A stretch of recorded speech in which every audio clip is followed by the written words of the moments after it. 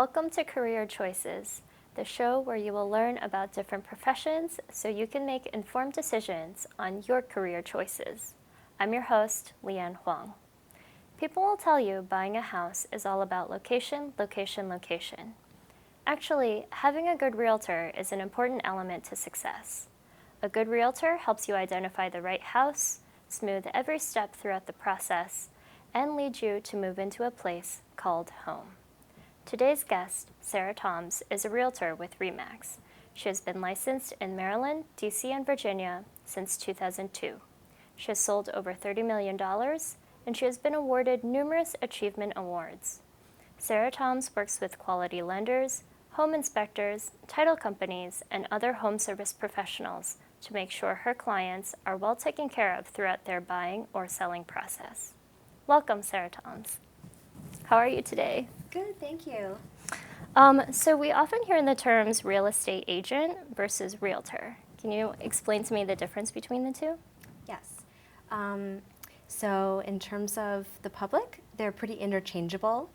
In the real estate industry, a realtor is actually a trademark, registered trademark title, and it's just a more formal word for real estate agent, and it indicates that a real estate agent has affiliated with the National Association of Realtors, and so we pay an annual fee and promise to follow a high code of ethics. So are there different duties or capabilities that a realtor would have versus a real estate agent? Not really, it's pretty much the same job. Okay. Yeah. And so you work with clients and you also work with many different people. Let's talk first about what it's like working with clients. Okay, so I work with buyers and sellers, and the nature of my job is helping people buy and sell homes. And so with a buyer, the first step is to get pre-approved with a lender. And then once we figure out their price range, we will discuss what type of home they're looking for and what neighborhood they may like to live in. I will research property, email them, go house hunting, assist them with writing an offer, scheduling home inspections, and all the steps all the way to closing. I just basically manage the transaction and guide them. With a seller, I usually meet with them initially in their home, and I discuss how long they've owned their home, improvements they've made, reasons why they want to sell. I share comparable market analysis to show them what range they may sell their house for, what price, and then basically discuss their moving time frame, what their next move is going to be, and then we create a plan of action. Does every realtor work with both buyers and sellers? I would say most do. Sometimes an agent may decide they only want to work with buyers or sellers, but I think for the most part, yes, mostly we work with both. So do you have a preference, or does it just kind of vary with the market as to which you work with more at any given time? I work with both pretty equally right now, and I enjoy both buyers and sellers. It's interesting to me to have both. So tell us more about kind of the infrastructure with working with other realtors, or you mentioned lenders and possibly inspectors. Tell us more about that. Sure. So in every sale, there are other people needed. So we need a lot of times to get a loan. So a lender is needed for that. I know a lot about loan products, but I don't manage the loan application and underwriting all of it. So a lender is usually needed in every sale. In terms of a home inspector, if a buyer wants to do a home inspection, I will schedule and attend, but I don't do the home inspection. So a home inspector is licensed, and they'll go from top to bottom and check the house out and write a formal report. I will help a buyer negotiate for repairs or credits in lieu of repairs if needed, and the other agent, and I work hand in hand to facilitate the transaction, representing our client's best interests at all times. And a title attorney is very important because when you buy a house, you want to make sure it's free and clear of any liens on the deed. And so the title attorney researches and does title search, and there's a lot of work involved there with issuing title insurance. So they're all important players in a transaction. And I have a list of each of those services, of people I like and trust. Ultimately, it is up to the buyer to select who they want to work with. Sometimes they look to me for a referral, and sometimes they already have somebody in mind. And so take us behind the scenes a little bit with, you mentioned you'll take your clients, especially if they're buyers, house hunting, and then you have the interface with the sellers. How much time is spent face-to-face with the client versus with the other parties? Well, face-to-face with the other parties, it's actually very little. A lot of what I do with the lender and the title attorney is through email or phone until we get to closing, and then we actually sit down and sign all the documents. So I may interact with them, delivering the earnest money check to the title attorney. Otherwise, though, I really don't have a lot of face time with them outside of the closing. And the home inspector, it's pretty much just at the home inspection that we see them. And the lender, it's possible we may never have FaceTime with them because everything can be uploaded online, all the financial documents from a borrower, so they may never even meet the lender actually face-to-face, just depends. A lot of lenders do attend the closing, so then they'd meet them there. With the other realtor, also possible we won't meet each other until closing. Sometimes we may interact a little bit, like at an open house, but most of my FaceTime is spent with my client, and it can take a range of time to find a home with a buyer, so sometimes we'll go out one weekend, they'll find a home, sometimes it takes several weeks. I mean, I think that brings up an interesting point with uploading and the FaceTime varying now. You've had so much experience, maybe about 15 years. How has the practice changed, if at all? A lot.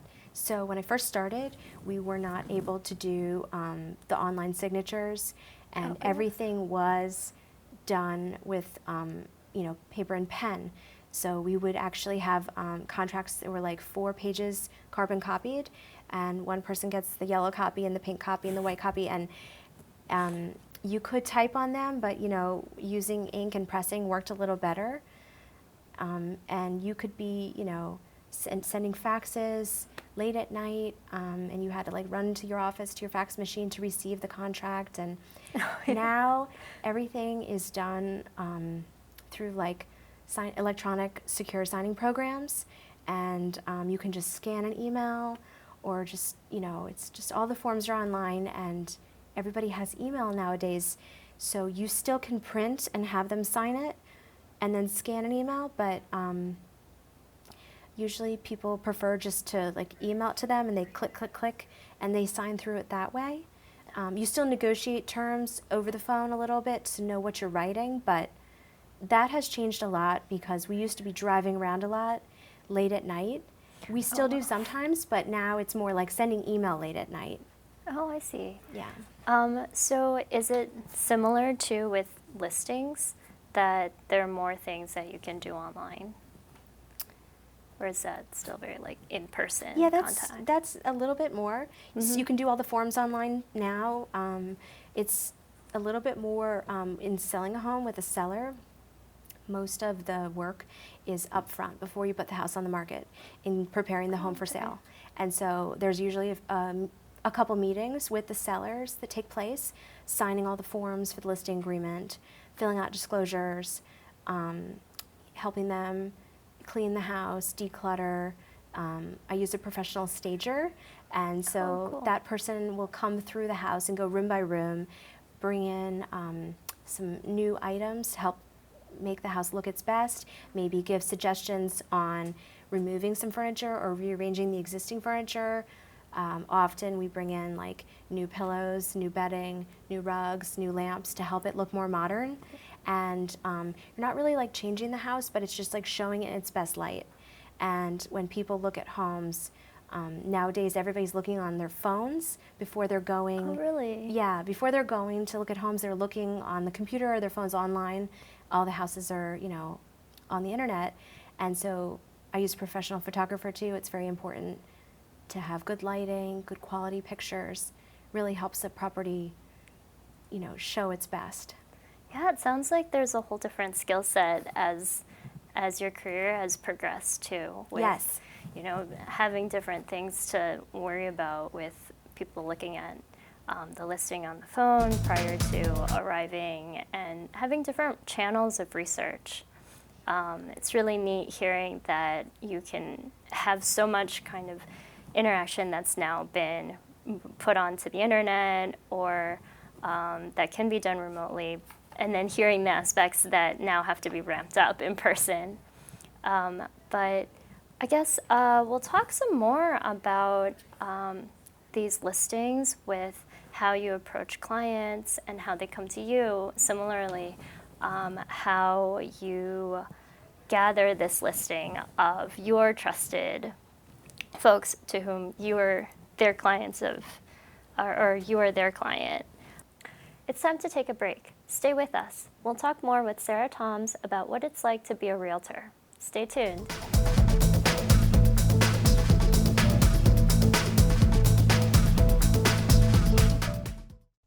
Packers. Viking. Packers. Viking. Viking. Red state, blue state, vegan, Carnivore. We come from different places. Uptown. downtown. Optimist. We come to different conclusions. Half empty. Half full. But when we live united, we create real, lasting change in the building blocks of life. The education, income, and health of our communities, Live. our families, United. even the person next to us. Live united. Real change won't happen without you. So give, advocate, volunteer, live united. Sign up at liveunited.org. In the small town of Elmira, New York, a boy was born into an all-American family. The odds of him achieving his dream in the fashion industry? 1 in 23 million. The odds of having a child diagnosed with autism? 1 in 110. I am Tommy Hilfiger, and my family is affected by autism. Learn more at autismspeaks.org/signs. If you drive buzzed, it could cost you around $10,000. You'll face major legal fees, major fines, and steep insurance penalties. You could lose everything. Nothing kills a buzz like getting pulled over for buzz driving, because buzz driving is drunk driving. Nice.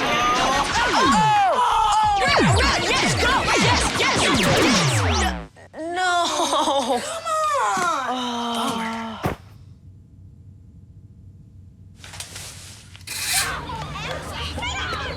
Oops. Yeah, sure.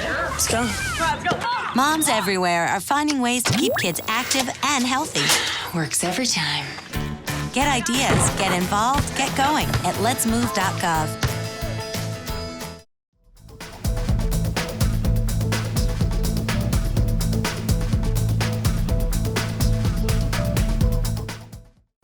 Welcome back to Career Choices. In today's program, we've invited Miss Sarah Thoms to talk about her experience as a realtor. So we talked a lot in the first half about what it's like to be a realtor and the job. And we left off talking about how you come to meet your clients, how they come to you, and also how various people come to be your clients. Let's talk through that a little bit. Sure. So in my personal business, it's all referral. So I'll just start like in the beginning with how I got my first client, and that was by helping other agents in my office hold open houses for properties when they had too many listings at the same time, and you can't be more than one place at one time. So I would hold open houses, and if people came through and they were not interested in buying that house, I would take their number and call them later and find out if they would like my help buying another house. And through that, I sold my first several homes, And then after doing a good job for those people, they referred friends and neighbors to me, and it just sort of went like that. And then over the years, past clients who were buyers turned into sellers, and buyers again, and it's just sort of like that's that. great. Yeah. So is that a typical path into becoming a realtor? That is pretty typical. Another way to get started would be if you start as a new agent and you work underneath another agent as an assistant or as part of a team, then maybe they would feed you leads, and your business would all run under their name, but that would be another way. So are there any prerequisites aside from, shadowing in a sense, or are there any certification processes once you start? Yeah, so first of all, to become a real estate agent, you need to take a 60-hour real estate course, and then you need to pass a state and national real estate test. After that, as a starting out agent, you need to affiliate with a broker, and then you need to maintain your license in an active status. In Maryland, it's about 20 hours continuing education every 2 years. And after you've been a licensed agent for a minimum of 3 years in Maryland, you can actually be your own broker if you wanted to. But as a new agent, you can't be your own broker starting off, so you'd need to find a brokerage and affiliate with them. Yeah, can you talk more about that? What does it mean to affiliate with a broker? So there's a lot of companies out there, and that's the name on the sign. When you drive around the neighborhoods and you see the for sale signs, the names on the sign, for example, my company is Remax. When you see the Remax, and my specific office is called Remax Town Center, so that's the brokerage, Remax Town Center. And there's many companies out there. So that is the brokerage, and they're basically responsible at the top for having certain training programs offered, sales meetings, supervision over the agents. It's a higher level of continuing education they're required to maintain, and they need to have at least 3 years experience to be a broker. So you've mentioned, in a sense, 2 tracks, either being affiliated with a broker or working by yourself eventually.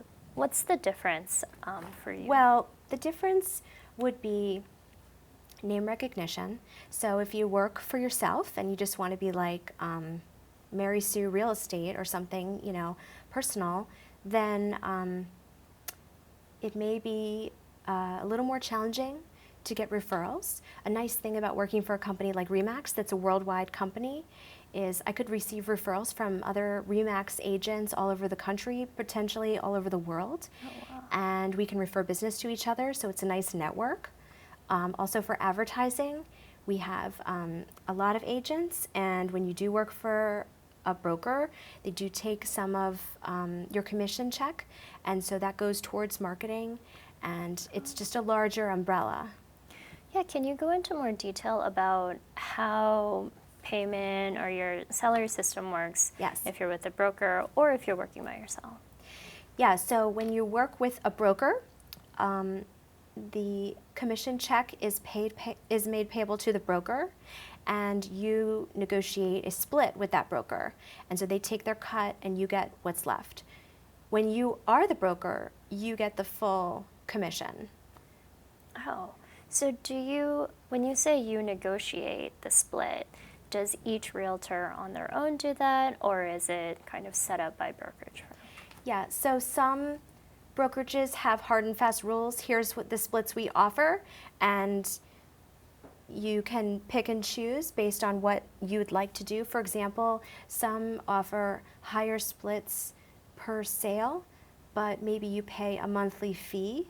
Oh. Sometimes there's no monthly fee, but they take more of each sale in a percentage way. They all need to make some money, so they're not going to, have no fees. Even if you're your own broker, you have fees. So it just depends which way you want to go.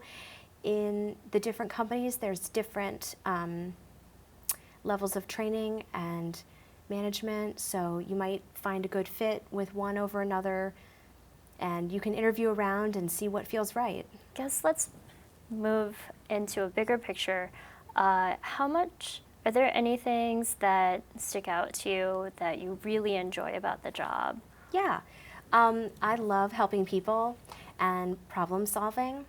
And when I meet with buyers, sellers, or helping them with both, I enjoy listening to their individual situation, creating a plan, and helping them all the way from start to finish.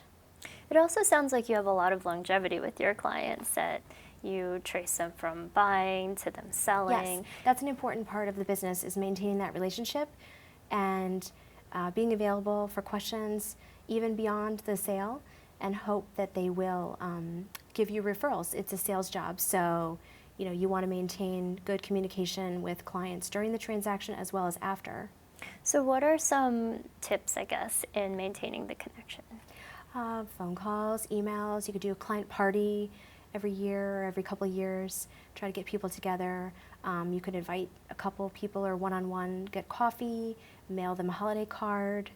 That sounds like a lot of fun. What are some of the more difficult aspects Of real estate? Yeah. So it's just 100% commission, and you could work for weeks and weeks, months and months, and if no one is getting an offer accepted or wanting to write an offer yet, they just want to keep house hunting, then you have no income coming in at that time. So how do you kind of weather those periods or try to manage your risk? Yeah, so what I would recommend to anyone thinking about a career in real estate is to make sure you have a cash reserve of about 6 to 9 months saved up for your expenses, because it's quite possible when you first get started you're not going to have a sale right away. It takes a little time to get that first client, and the average escrow time is like 30 to 45 days. So even if you get a client quickly, it'll take a few weeks to get them under contract, and then it can be a few months, before you have that first paycheck. And I think there are some options in the real estate industry for a salary position if you want to be an administrative assistant to an agent, or work in a real estate office in a staff position. And so I would say to someone, if you get into real estate and after about 6 months or so, if you haven't sold a house, might be a good idea to consider a salary job. What are some things that you would say to someone starting out for them to expect or watch out for, or to encourage them as you bring on to that point? I would say, really take your time with the training, learn the business, shadow some agents who have been doing it a long time, spend a lot of time with your manager, and really, create a business plan and take it seriously, because it is a very serious business. It's not a side job. Yeah, not a side job. Yeah. So how do you balance kind of the concept of autonomy that comes with being a realtor That is versus the hardest commitment? part. Yeah, that's like the hardest part of being a real estate agent, is balancing work and home life, because some days you could work a few hours and some days you could work very, very long hours. Just depends how many clients you have at the time and what stage in the transaction with them you're at. But in general, it's there's not a lot of time when you're never working, because it's a time-sensitive business, and it's really a balance of taking care of the clients that you have and continually prospecting for new business at the same time. It's a lot to juggle. Can you give some kind of tidbit or an anecdote for when you started out about that juggling or adjustment? In the beginning, I think that I was just focused on doing a very good job, one client at a time. And then as I got some sales underway, I became better at navigating that. It just comes with time, I think. Okay. Well, thank you, Sarah. That's been so insightful. Sarah Thomas, thank you for sharing your experience with us. This concludes today's program. Thanks to our guest, Sarah Thoms, and thank you for joining us. If you have any feedback or comments, or if you would like to share your experience, please email us at qip.career.choices@gmail.com. We'll see you next time on Career Choices.